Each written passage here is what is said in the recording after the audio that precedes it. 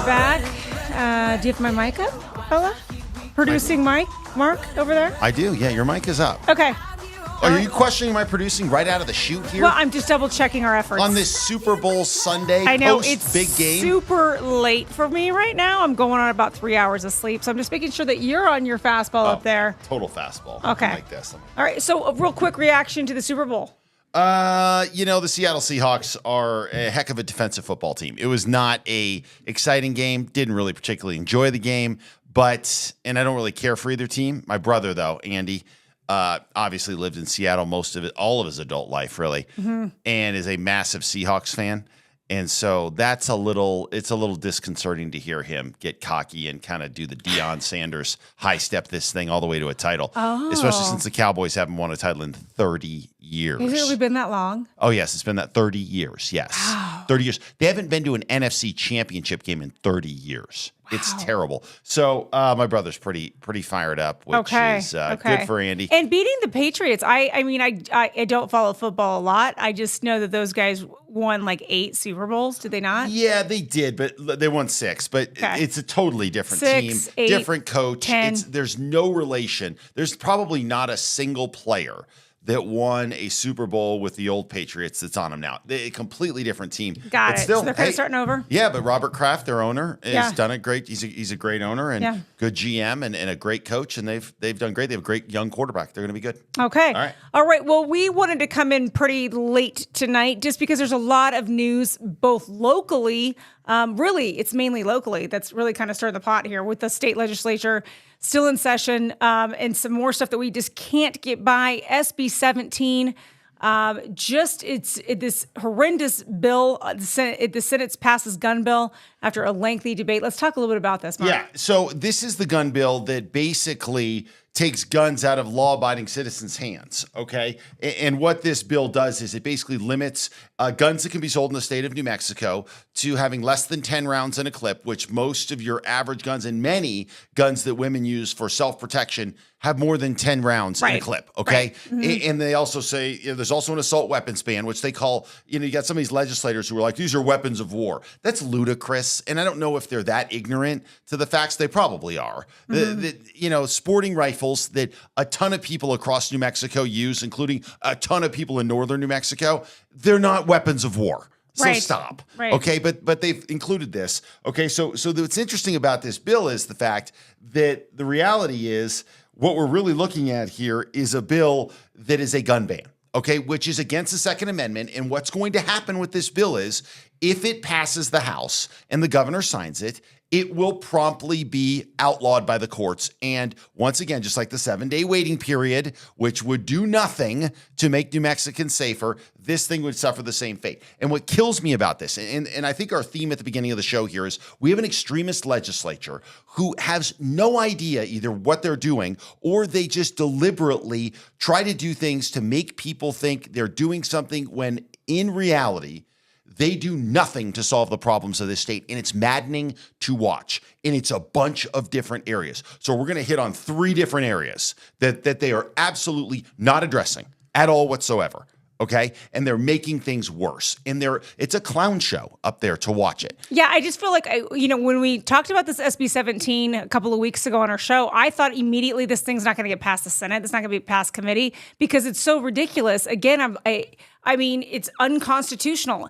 Not on top of that as well, you think about it, they want to start tracking lawful gun owners. They want gun shops to be reporting everything, all this information. It seems, again, they're missing the whole point of if you want to fight crime, you go after people who are not lawful gun owners. You go against people that are using weapons and guns in a criminal activity and make tighter laws there. But yet they still don't seem to get that, Mark. I mean, we talked about this last year.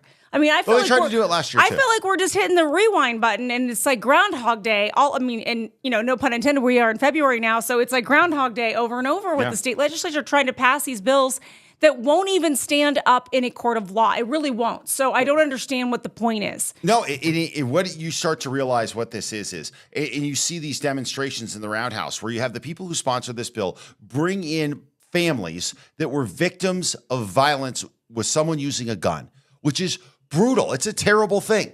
The problem is they're performative theater kids, these legislators are. Okay. And they perform for people and say, oh, this is going to solve the problem when they know it won't. It won't. It won't solve the problem. So these poor families who show up, who have been victims of crimes that involve guns, they don't get solution from this. It doesn't get better because of this. Nothing will change because of this, but they don't care. And so really all that will change is the people who desperately need the protection that a lot of these firearms provide, which we have them too, right? The protection they provide, they will not have it. So there has definitely been pushback. A lot of sporting groups have been pushing back. A lot of different groups have been pushing back on this. One of them is Clear Frontier New Mexico, and they have a new ad starting today. It happens too often. She's reported it to police, got a restraining order, but he's back. The police are still 10 minutes out, and he just broke down the door. She has a right to defend herself, but now politicians in Santa Fe want to disarm her. Senate Bill 17 is an extreme gun ban, banning handguns favored by women, along with the most popular rifles and shotguns. Tell your legislator to vote no on the gun ban. I mean, I think about this, Mark. You know this because when we first met, I had a really serious stalker. It's when I actually got licensed to conceal and carry and to learn how to. I was trained with a gun that I had to carry on my person because the stalker was so bad. Not only that, we had a home invasion. When you were working at KRQE, I was home alone with the kids when they were very little, and I locked myself in the closet, and all I had to protect myself was my gun. So what are we saying to women now? If this, I mean, I don't understand how this becomes, like, do they really think that the criminals are going to start turning in their guns because they can't have more than 10 bullets? I mean, honestly, I don't understand the rational thinking of this. No, there is no rational thinking. This is virtue signaling. This is virtue signaling legislature. That's all this is. These are people in legislature who care about checking a box saying, look what I passed, instead of saying, did I help? Did it really make a difference? And this is a great example. The answer is clearly no. It's going to be no. It's going to be overturned. But beyond that, it is just absurd. It's going to be ruled unconstitutional. And even beyond that, the point is, if you get up every morning and you're a state legislator and you absolutely don't care about results, you just care about virtue signaling, you care about telling people you're doing something and then doing nothing at all, it's absolutely I don't know maddening. how we keep voting these same people in. I honestly don't understand because they're not managing the crime situation that we have. We're not fixing education. We're not making life better for small businesses. We could go on and on and on. And healthcare. I mean, which we're about to get into. Right. I guess I'm just really confused. And didn't Joe Cervantes in the past tell these same people this is unconstitutional? Okay, so Joe Cervantes was so he is head of the Senate Judiciary Committee, and he is one of the people who voted against this bill. Okay. And he voted against the bill because he said, what? Well, here's a quick little soundbite from Joe Cervantes about what he said about this particular bill. Thank you. It was pointed out earlier that last year my conclusion was that this bill would be unconstitutional. It remains my opinion. That remains his opinion. It's unconstitutional. Okay? Yeah. So we all know it's unconstitutional.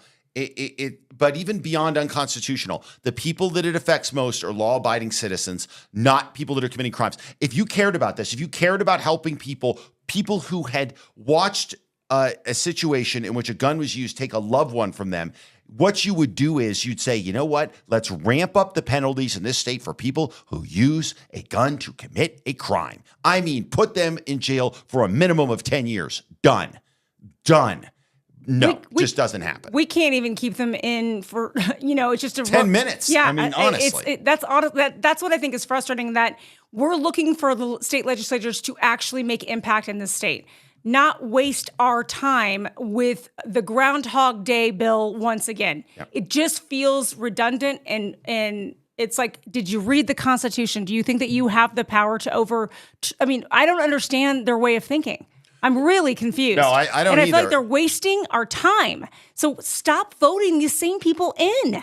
Like, wake up. I don't understand. I just don't get it at all. Well, and not to mention the people that are business owners of gun shops or any of those folks. Yeah, no, and look, that's going to be a fight. It's absolutely going to be a fight. There's no question. And it doesn't end there. So we've talked about Senate Bill 18, which is one that, as far as economics go, will be absolutely devastating to the state of New Mexico. This is one of those issues where they're trying to draw down our CO2 levels very, very quickly in the state of New Mexico. It will crater Okay, it will not only crater the amount of benefits that New Mexicans receive, because it's going to take revenue and crater it. Okay, number one. And in fact, the Senate's their own FIR report. Yeah, their financial report. Their own FIR report just says, wait a minute, this could affect revenue across the board here. Okay, but will it help? Will it help? Will it make the planet cooler? All right, the answer is no. Not even a scintilla of a degree. Like, there is no argument on that. There's no argument that if we stop producing CO2 tomorrow in New Mexico, that it would make a hill of beans difference. It won't, okay? But Mimi Stewart still goes out there and says, we got to do it. We're going to do this. She's pushing very hard. It's working its way through the Senate. It's going to go to the Senate floor this next week. So call your legislator again, especially if you have a Democratic legislator. The Republicans are all going to vote against it. They all realize that you're going to crater the economy of the state of New Mexico. So again, issue number 2, which will do nothing but hurt working people and energy prices and take benefits away from low-income people like Medicaid, and a lot of our school budget all flows through oil and gas, right? So these are very simple things. So here again, another ad pushing back on this right now that you're likely to see on TV. It's the services that matter most. Childcare for our kids, classroom spending, Medicaid for those in need, all put at risk by one dangerous bill. Mimi Stewart's Senate Bill 18 copies California's anti-energy policies that have nearly doubled the price of gas there. Even worse, the legislature's own nonpartisan analysis warns that Senate Bill 18 could lead to drastic budget cuts for schools, childcare, and Medicaid. Tell your legislator to oppose Mimi Stewart's Anti-Affordability Act. Okay. It's very simple. Another very good ad, right? Yeah, and if you want a case study on this, you should look at what's happened in Germany and the UK when they tried to do all this, and it cratered their economy. I mean, it didn't. Number one, it didn't work, and number two, it's terrifying. It's tearing apart their economy. Yeah, they produced 20% less energy than they did before they started. And remember, we're in the AI world where we need skyrocketing energy. We are in a race with China to create AI and be the dominant force in AI. And obviously all these data centers and everything else, we've got to have as much energy as possible. So again, trying to kneecap the people of this state, once again, courtesy of the legislature. Issue number 3 is healthcare in House Bill 99, right? That's the one we've talked about where basically, what we're looking at here is there has to be some malpractice reform. Right. In the state of New Mexico. And what's interesting is this was the big discussion during the governor's race when Mark was running, right? The malpractice rates were through the roof, where it was driving doctors out of our state. They couldn't get insurance anymore. They couldn't afford their insurance anymore. It's like, wake up, this wasn't working then, right? So we've known this now for 4 years, 5 years we've been dealing with this. And again, what I'm about to say, and I know you're going to want to jump on this. I am going to jump on this, but look, go ahead. I'm telling you, what passes for good governance now in the state of New Mexico is if you realize that the position you took for years that destroyed the state, if you have enough guts to stand up and say, okay, this isn't working, we got to change, I give you credit for that, okay? And I give the governor some credit for this because she has come out and said, okay, we got to change this. Now, agreed. She lit the house on fire, or at least had a role in it. This was her plan. This was her. Well, part. Not I'm not saying that she gets I'm not saying she created the plan. I'm just saying that she approved of this. She was in favor of raising the rates on the malpractice limitations. So this was a house that she lit on fire, and now she's like, okay, now it's burning out of control. I'm losing doctors. People are leaving the state because they can't get health care. And now she's going to do something. I mean, I'm glad. I'm not saying that I don't welcome some change and welcome that growth.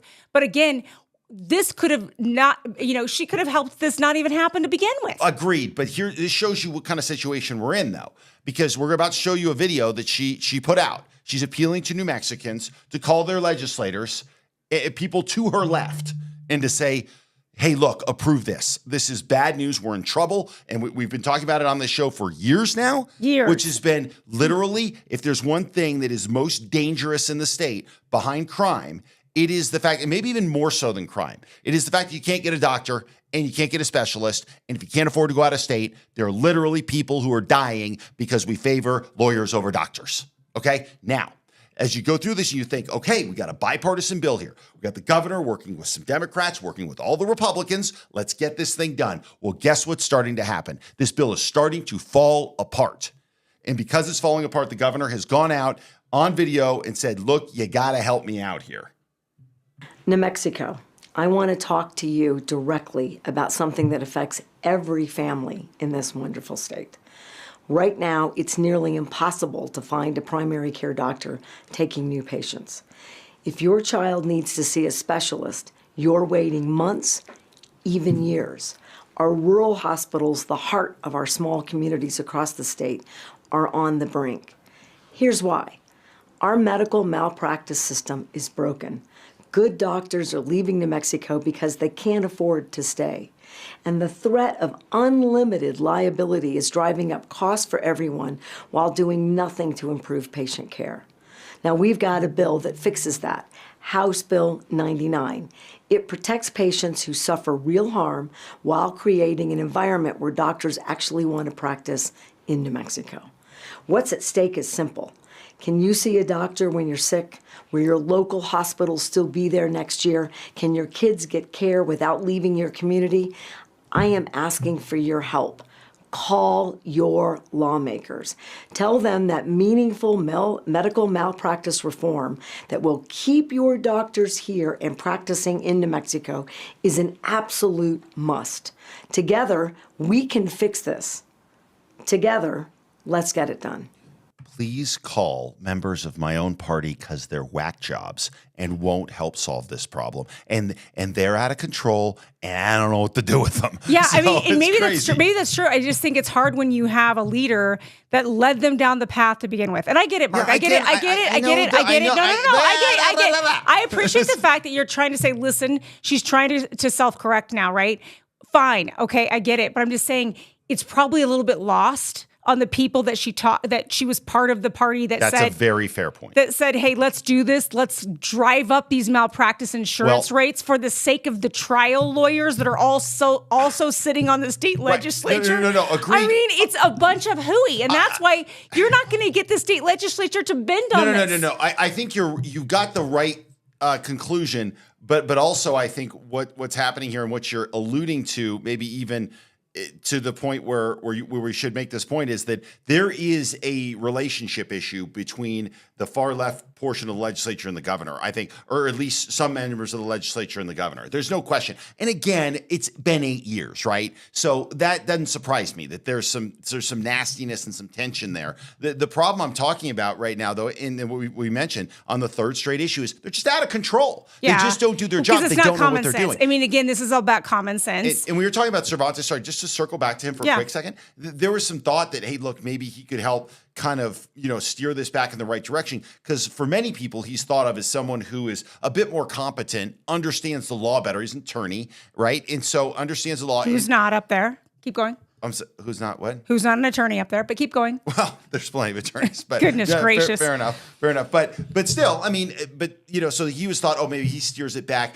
Look, there are some people, there are some rural Democrats who are trying to steer things back in the right direction along with Republicans. Right, because it's not happening. They can't get health care either. I mean, that's the biggest thing. Yeah, I remember I agree. hearing that when we were on the campaign trail over and over and over, and especially in the rural communities, is we can't get a doctor. Well, now what's really scary is we used to be ranked one of the best states to retire in. I don't even know how it ever asked. I mean, both my parents obviously passed away, as I've shared on this show in the last couple of months, but I can't imagine asking my parents, who are retirees who need, a lot of specialized healthcare, to think about New Mexico. So let's put a quick bow on HB 99. Okay, it's not going to pass.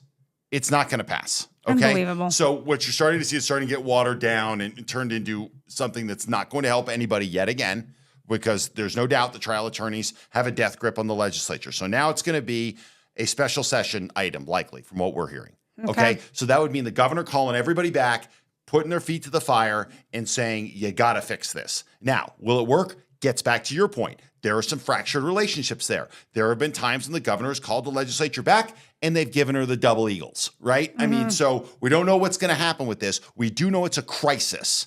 And I think you're going to see the governor push very hard. I think you're going to see Republicans push very hard. Yeah. And we're going to push hard to say, get in there and do your job. But you have a legislature who is out of control in either incompetence or their willingness to just sacrifice people on the altar of political expediency and doing what they want on that and not caring what happens to people. So we'll see what ends up happening with that. Right. It's unbelievable. So contact your state legislator. I still feel like it's important for you to get your voices heard and get out there, especially if you have a Democratic state rep. I mean, for sure. Reach out to those folks. Okay, let's move on a little bit. This was an interesting ad that we found during the Super Bowl. Yeah. Trump doing a little bit of, I think, is kind of his pushback, right, on kind of the negative side of that he's hitting against with ICE and law enforcement and Border Patrol. So they took a different approach, and I think this one's pretty interesting. They're friends and neighbors, sons, fathers. They're little league coaches and veterans. They're people who love this country. These are Immigration and Customs Enforcement officers. They are removing violent criminals from our streets and neighborhoods. It's dangerous and difficult work. But ICE has one mission: to make America a safer place to live, and that's what they're doing. This is law enforcement. This is ICE.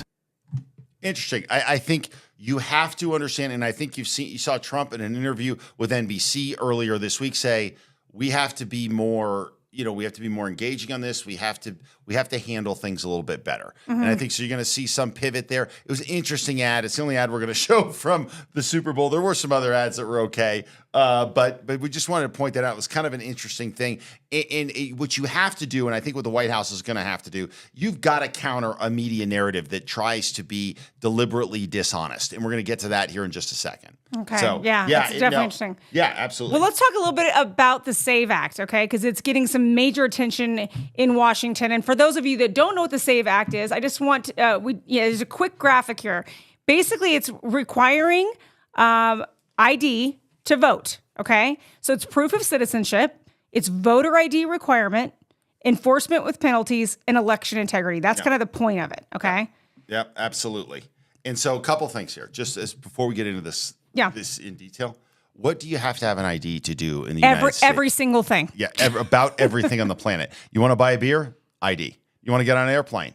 ID. You want to buy some heaters? An ID. Oh, you want to open a bank account? ID. You want to go see a doctor? Better be ready for an ID. You want to rent somewhere? Yeah, you're going to need an ID. Buy certain medicines, of course, you're going to need an ID.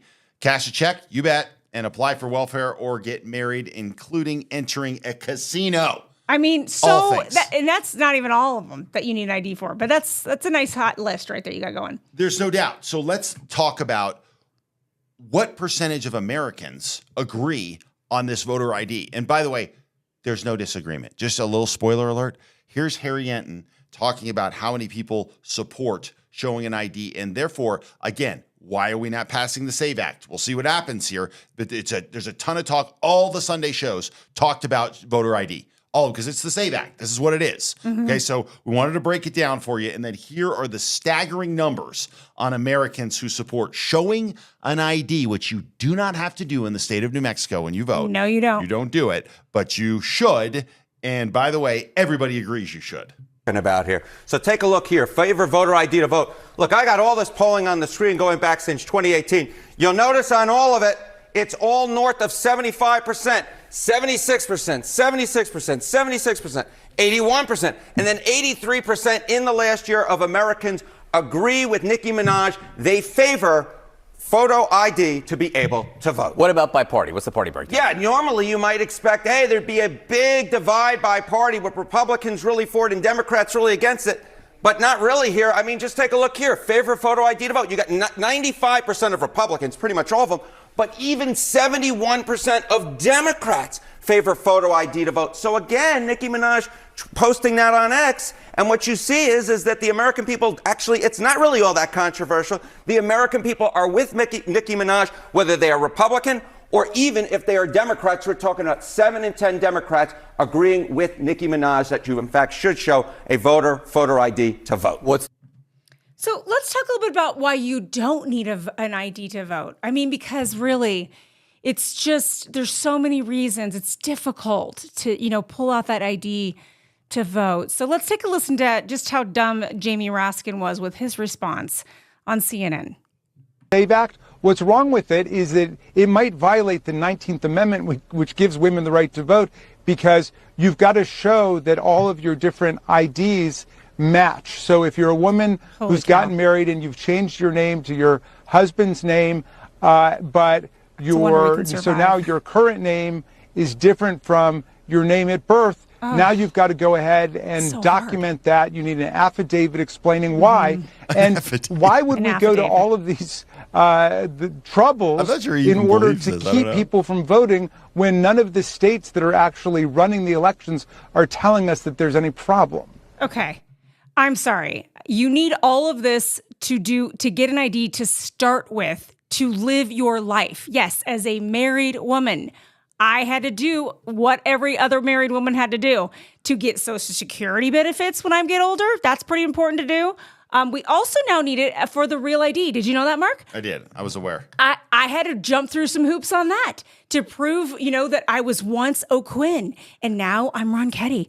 You know what? Women are actually capable of doing multiple things at once. Are you sure, little lady? Yes, I sure am. Okay. I also am capable of voting. I don't need my husband to show up and prove that I'm his little lady either. I'm gonna need to step in. I mean, this is the dumbest answer. Like, what are they trying? They're like, now they have no way to come up with a real, why aren't we making this viable? Like, why are we not requiring photos? It is incredibly difficult to make this sale. Oh, and it's not only all the women. We're dumb enough. We just can't do it. It's too hard for us. He went with the women thing. I mean, there are plenty of other people who have gone the minority route. Oh, because that's not insulting. And the minorities are like, what are you talking about? We all have IDs. Like, what are you doing? That's the thing. I guess I don't understand. It's not like you're going out of your way to have to get something special like a voter card or something. I don't know. They're acting like this is really bonkers what we're asking. You know what was hard to do was to go get the real ID, because you had to have all these all these proofs of who you were and where you lived and all that. But we required it, right? That happened. We moved that needle. So I promise you, showing a driver's license or an ID to vote is not like some crazy ask. Okay, so fine. You've got Raskin, who's ridiculous. Adam Schiff was just as ridiculous when he addressed it on the Sunday shows this past Sunday. But I'm going to give you one guess on the Democrat who's like, yeah, we need to show ID. It's crazy not to. Oh, it's going to be your boy. I know he's going to have a hoodie on, isn't he? Get ready. He's going to have a hoodie on. Here it comes. I do not believe that it's unreasonable or to show ID just to vote. And I remind everybody that less than a year ago in Wisconsin, they added that to the Constitution by a 63%, passing, to put that in the Constitution that you have to show ID to vote. And they also elected a very, very liberal justice into their Supreme Court. So it's not a radical idea for regular Americans to show your ID to vote. Okay, so again, Fetterman killing it yet again with logic, just being normal, just being everyday normal person who's like, yeah, you probably should show ID. Again, the bar not high for Fetterman, but gets it done because everybody around him looks crazy. Right, I guess so. This is one of those common sense things. I don't know why New Mexico changed the laws on this back in the day. Well, I'll tell you. So we start asking the question, right? Which is, why would they do this? Why would you not want people to show ID? Well, the only thought in this is that they obviously want more people to be able to vote, even those who maybe shouldn't be voting. And why would they do that? Why would they? Well, they want to win elections, but they also have a problem on the ground. There is a problem in the country for Democrats right now, and it's very simple, and it's a math problem. And the problem is that more people are moving out of blue states and into red states. It's that simple. Mm-hmm. So how bad is it going to get? Well, Harry Enton believes we could see a 14-seat shift from Democrats to Republicans by the time we do the next census. Take a look at some long-term population trends that really should set off a flashing red siren to Democrats nationwide while bringing a big smile to the faces of Republicans nationwide. Why do I say that? Because take a look at the big population gainers versus the last census back in 2020. According to the latest population estimates that take into account the population mid-2025, look at this. The biggest population growth this decade, all 5 of the states that Donald John Trump won in 2024. Texas, Florida, North Carolina, Georgia, and of course the great state of Arizona, where I spent my New Year's Eve. I love those folks out in Prescott, Arizona. These were the biggest gainers. The biggest gainers in terms of population compared to the 2020 census. Now, it's not just a red state boom. This is what we're looking at. We're looking at a red state boom here. But it is not just a red state boom. We're also looking at what I would dare call a blue state depression. Because who are the people? Who and where are the people moving from into the red states? Well, they're blue states. They're blue states. Take a look here. The lowest domestic net migration this decade. All 5 of the states that were won by Kamala Harris in 2024. Look at this. California, Harris's home state. New York, where I'm coming from right now, of course. Illinois, New Jersey, and of course the great Commonwealth of Massachusetts, which is a bastion of blue liberalism. These are the states that folks in the United States are moving away from and into the red states, which is propelling a red state boom. Now, this is interesting, right? But it could also have major political ramifications if it holds for 2030, the next census. Because take a look here. If, in fact, the 2025 population shifts hold for the 2030 census, look at this. Look at the House seat shifts by state. Remember, of course, we apportion the number of House seats depending on the population in each state. If, in fact, the 2025 population shifts hold for 2030, states that Kamala Harris won, they would lose 7 seats in the United States House of Representatives. The states that Donald Trump won in 2024, they would gain 7 seats.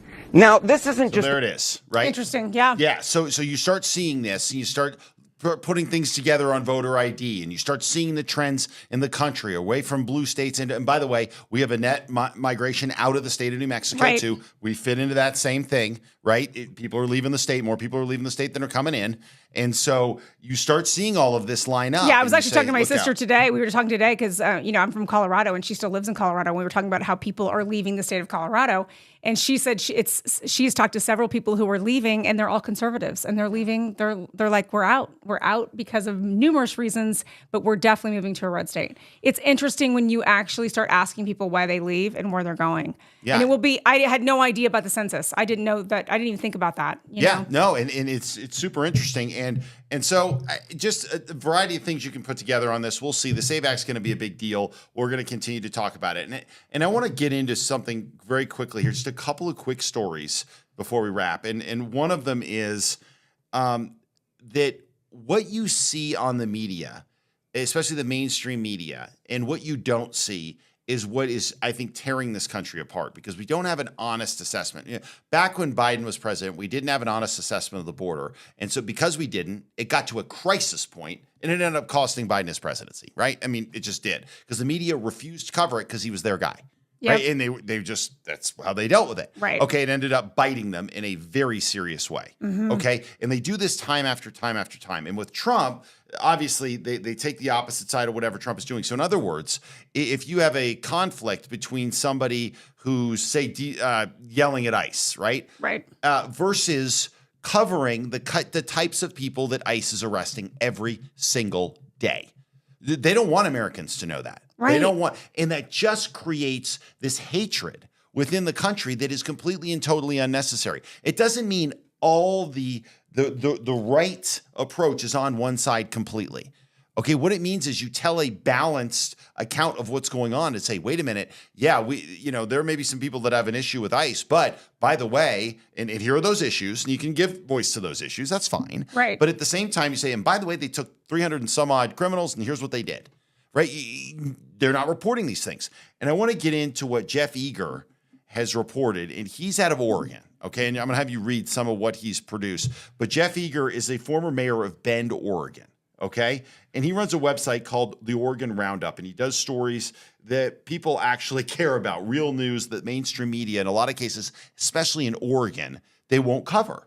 And so Jeff starts to cover it, and their lack of interest, I think the lack of media interest in truly doing their job skews public opinion further to the left, or makes you feel like public opinion is so far to the left. And then you realize, wait a minute, that's not true.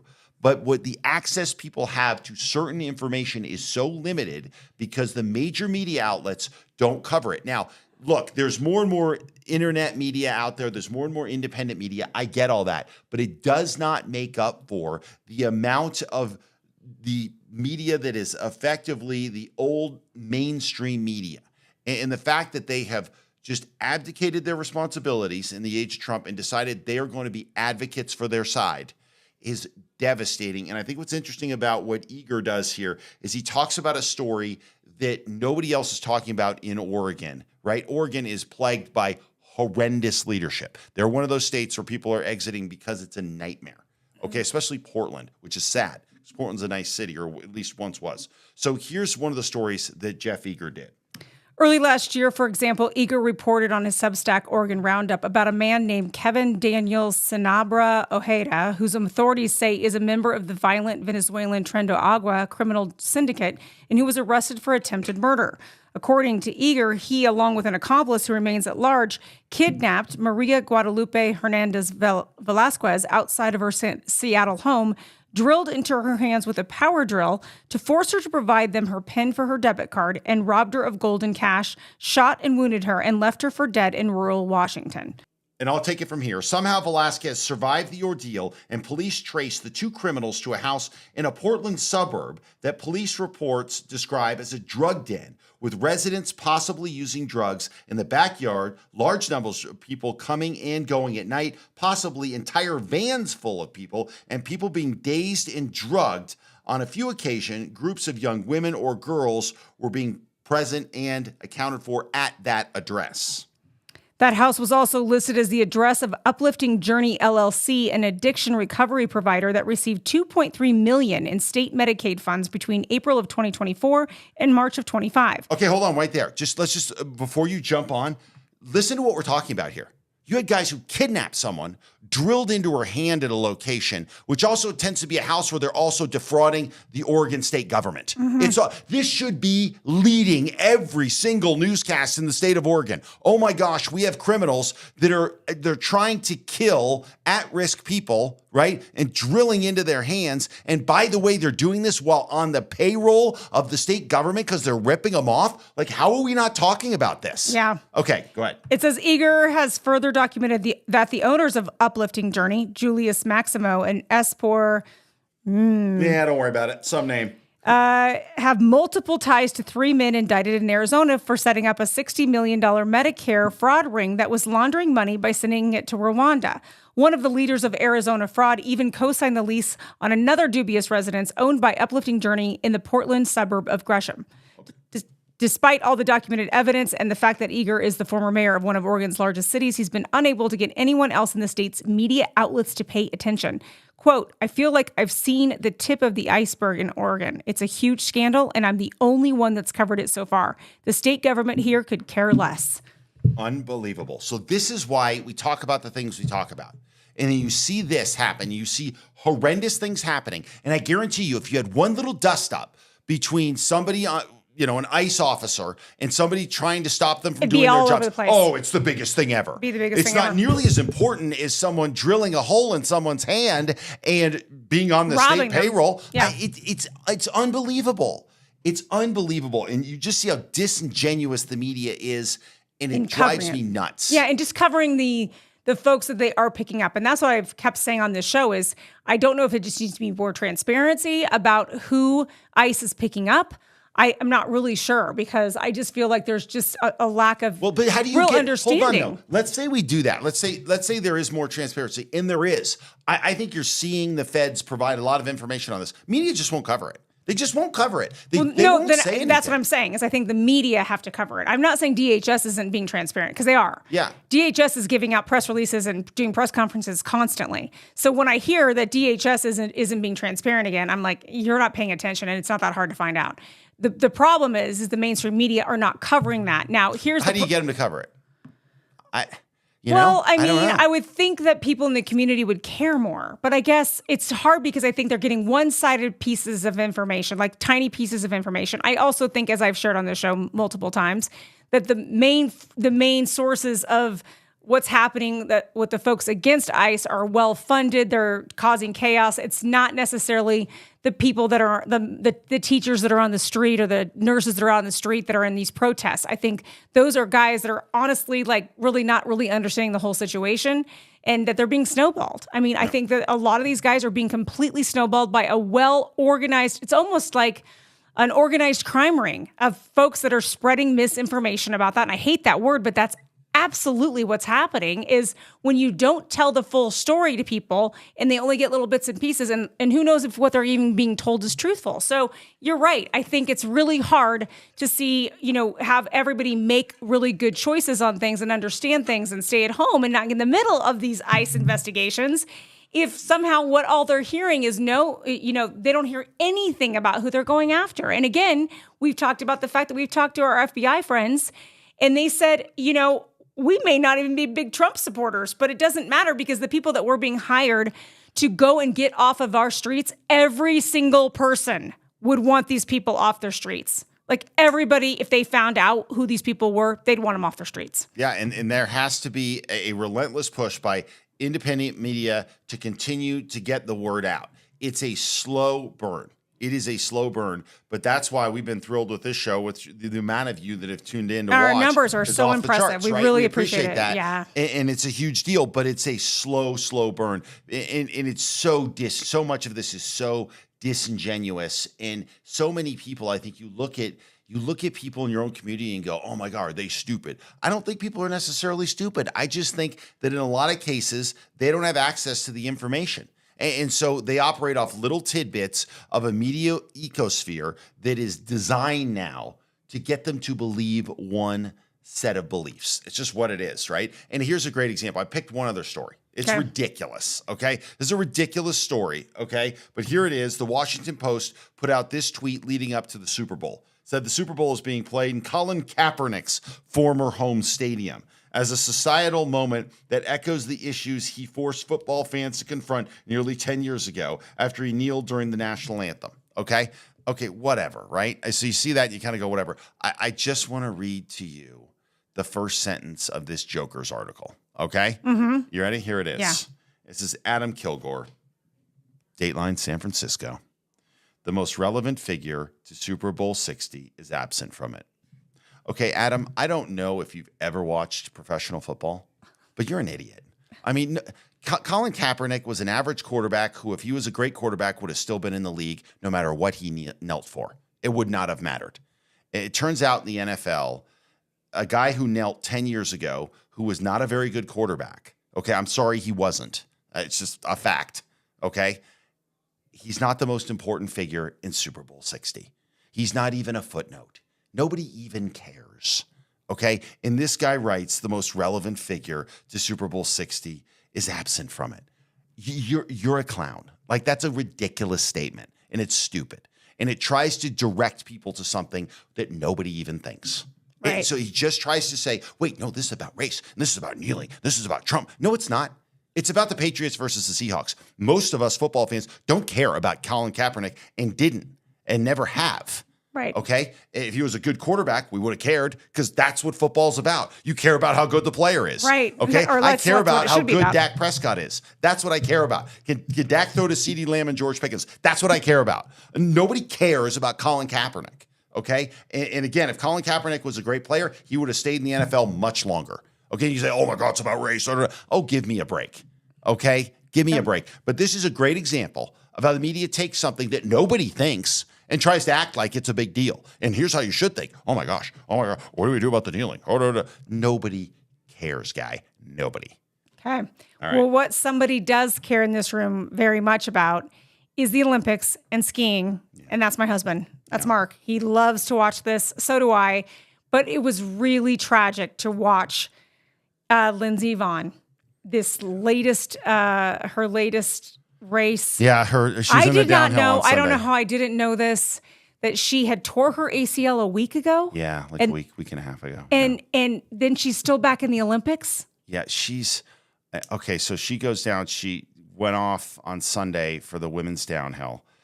She had come back. She's 41 years old. Okay. Right.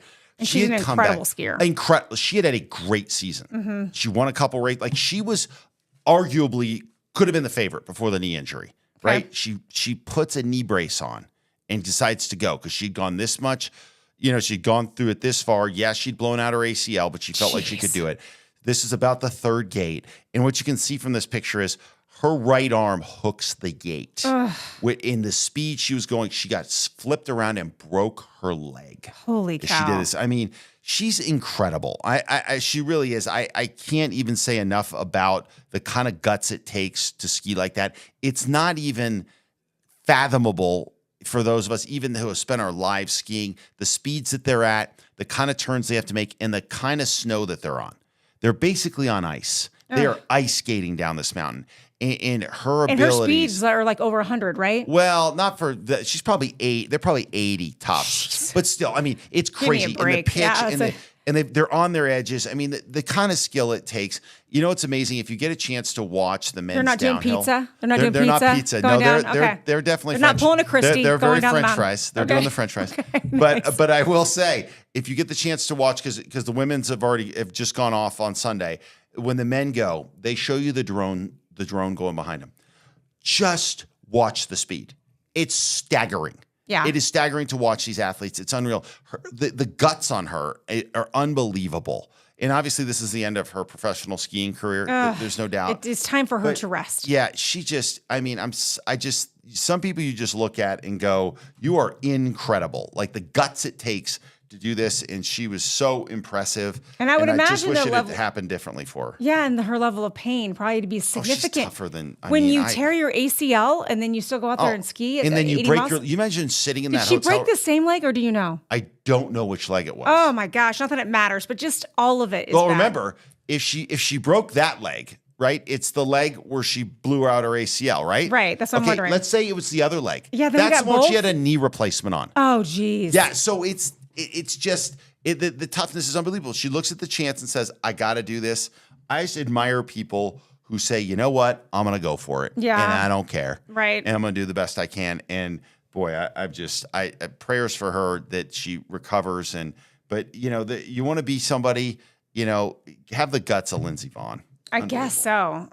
Yeah. It's incredible. And the Olympics are so fun to watch. Our kids are into them. And we're going to get into, you know what we're going to get into more than anything else? Oh, what's that? Oh, Team USA hockey. We got to beat Canada. Okay. I mean, I'm sorry. Now listen, we watched ice skating dancing last night, and I said, watch, the Americans are going to be really good at this, and they were. Yeah.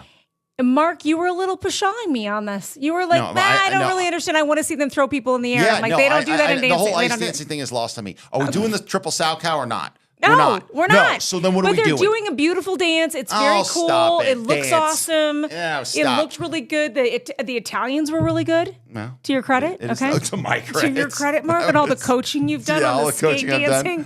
Tell my grandparents that, not me. No, I think it's fun, and I was excited to see that Americans did so well on that as well. So, no, we're great at ice dancing. There's no doubt. I just think ice dancing, it's like, come on. Okay, wait, when the girls go. Really quick question. Awesome. I know I'm just like an idiot on the show doing this at the end, but my sister and I tonight could not remember what's the Olympic event where you take something and then you're trying to scoot it. Curling. Oh yeah. I was like, it's like ringing, but I'm like, that's not it. Okay, curling. Thank you. We'll get into that too. But no, I'm telling you, I don't care about curling. I think the hockey is going to be awesome. Okay. I really do think it's going to be awesome. Like, because remember, we got NHL players, so us in Canada, it's going to be like, let's dance. It's going to be great. Yeah, and Canada just needs to get off the ice. That's what I gotta say. I told you that last night in the skate dancing. I'm like, bye-bye, sit down, Canada. Yeah, no, I'm not. Mark Carney has really turned you against Canada. I'm like the Prime Minister, sit down. I stop getting in bed with the Chinese and sit down, okay? All right. Anyway, okay, thanks you guys for spending so much time with us. We appreciate your patience with us this week as we've been pretty busy and hectic, but our community is growing. Can I say and we one really thing on appreciate this it. real quick? We're going to get back to our sorry about that. By all we are means. going to get back to our regular schedule on Sunday. So this episode will hold till Sunday, and then we'll be back on our regular schedule starting on Sunday, which will be Sunday nights, and getting you another episode out by Wednesdays. Okay, so because I'm sure you have a big fat surprise for me for my birthday. Is that what's happening? I do. Okay, fantastic. Sounds great. There's no surprise. I'm so shocked. Tune back in next Sunday to find out what Mark didn't give me for my birthday. Okay? Just kidding. Thanks you guys so much for spending some time with us. We appreciate it. Like and subscribe. Please sign up for our email on nodoubtaboutitpodcast.com. You can buy some of our fun swag or donate to the show. That's what keeps us going, you guys. Thanks so much. Take care and God bless. You've been listening to the No Doubt About It podcast. We hope you've enjoyed the show. We know we had a blast. Make sure to like, rate, and review. We'll be back soon, but in the meantime, you can find us on Instagram and Facebook at No Doubt About It Podcast. No doubt about it. The No Doubt About It podcast is a Choose Adventure Media production. See you next time on No Doubt About It. There is no doubt about it.